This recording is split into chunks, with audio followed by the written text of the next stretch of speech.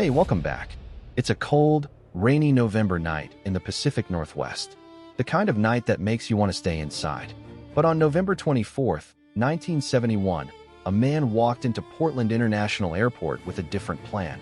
He bought a one-way ticket on Northwest Orient Airlines Flight 305, bound for Seattle. He was dressed in a business suit, a black tie, and a neat trench coat. He carried a briefcase. He looked ordinary.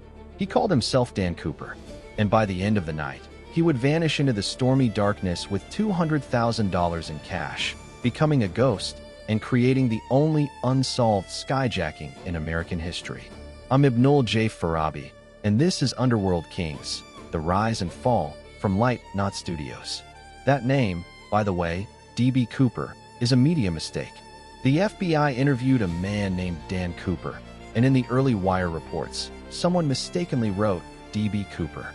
It stuck, but the real man, the one who boarded that plane, he gave the name Dan Cooper. It's the first of many mysteries that would simply refuse to be solved. So let's set the scene. Flight 305 was a short, 30-minute hop. Shortly after takeoff, Cooper, sitting in the back row, lit a cigarette and handed a note to a flight attendant, Florence Schaffner. She thought it was a phone number, and she slipped it, unread, into her pocket. He leaned in and said, "Miss, you'd better look at that note. I have a bomb." The note demanded $200,000 in negotiable currency and 4 parachutes. When they landed in Seattle, he wanted the money and the chutes waiting, or he would blow up the plane. The crew alerted the cockpit, and the pilot contacted authorities. In Seattle, while the plane circled, the FBI scrambled. They gathered the ransom money, 10,000 $20 bills, all photographed and their serial numbers recorded, and the parachutes. They considered tricking him, using military rigors, but they knew a skyjacker might demand a demonstration.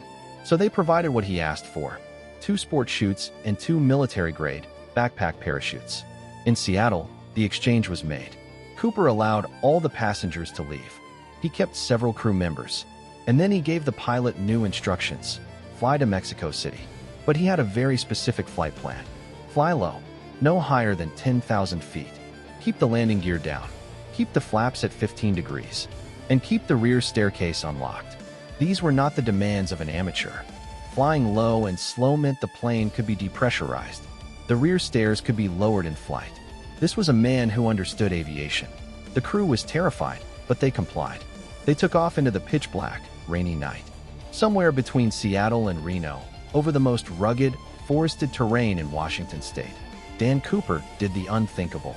He tied the bag of money to his body, attached one of the parachutes, and lowered the rear air stairs into a 200-mile-per-hour slipstream. The plane shuddered violently. The crew felt it. And then, into that freezing, stormy void, at 8:13 p.m., Dan Cooper jumped. He vanished. Just like that. What followed was one of the largest, most exhaustive manhunts in FBI history. The military scoured the drop zone. They searched rivers and forests for years. They tracked every lead on the serial numbers of those $20 bills. And they came up with nothing. No body, no parachute, no definitive trace. For years, the case was cold. Then, in 1980, an 8-year-old boy named Brian Ingram, on a family picnic along the Columbia River, dug into the sandy bank and found 3 bundles of decomposed $20 bills. The serial numbers matched the ransom. This was the only piece of the ransom ever found, and its location was baffling. It was miles from any plausible drop zone, suggesting the money may have washed downriver or that Cooper didn't land where everyone thought. It was a clue that only deepened the mystery. Now, let's talk about the man himself. Who was he? The FBI pursued over 1,000 suspects over 5 decades. He was described as calm, polite, even courteous. He ordered a second bourbon and soda during the flight and paid for it. He didn't rant or rave. He was in his mid-40s, around 5 feet 10 inches to 6 feet, with a receding hairline. That's it. The composite sketch shows a man who could be anyone. The theories are endless. Was he a disgruntled aerospace employee? A former paratrooper? A skilled skydiver? The parachutes he requested are a key clue. He asked for negotiable currency and parachutes. Not a parachute. He knew he needed backups. He knew the military chutes had automatic ripcords. Some investigators think he was ex-military, maybe even a special forces vet from Vietnam. Others think he was a civilian enthusiast, a hobbyist who simply studied his craft. And then there's the most haunting possibility, that he didn't survive the jump, that the night, the wind, the freezing rain, and the rugged landscape claimed him instantly, that his body and the money are still out there, swallowed by the vast wilderness of the Pacific Northwest. But the legend refuses to die because of that lack of a body. No body means no proof of death. It leaves room for the story to breathe, to grow. He became a folk hero to some, the man who outsmarted the system and got away with it. Songs were written about him. Movies were inspired by him. He's a paradox. A criminal who committed a terrifying act, but did so with such cool, almost mythical competence that he transcended crime and became a permanent piece of American folklore. Here's what I find most fascinating as an engineer and a storyteller. This wasn't just a crime of opportunity. This was a project. It had a scope, requirements, and an execution phase. He had to research the aircraft type. The Boeing 727 was one of the only commercial planes with a rear staircase that could be lowered in flight. He had to calculate airspeeds, altitudes, and payloads. He had to social engineer the system, remaining calm under extreme pressure to ensure his demands were met.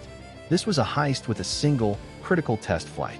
And then, the ultimate systems test, jumping into a black hole. It's a terrifying, brutal kind of engineering. And it either worked perfectly, or it failed catastrophically. We just don't know which. The FBI officially closed the case in 2016, after 45 years. They've suggested the most likely scenario is that he didn't survive the jump, but they admit they don't know for sure. And that's what keeps us coming back. In a world of satellites, digital footprints, and constant surveillance, the idea that a man could simply step off the back of an airplane into the night and disappear is almost magical. It's a story from a different time, a last stand of a different kind. Not a violent last stand, but a vanishing act. A man drawing a question mark across the sky that we've never been able to erase. So, what's the takeaway from the legend of D.B. Cooper?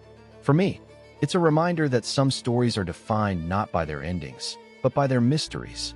The lack of an answer is the story. It invites us all to be detectives, to look at the evidence, and to wonder, was he a genius or a fool?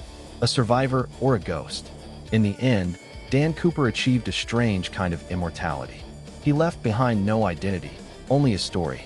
And that story is now forever part of the landscape, as enduring and impenetrable as the dark woods he supposedly fell into.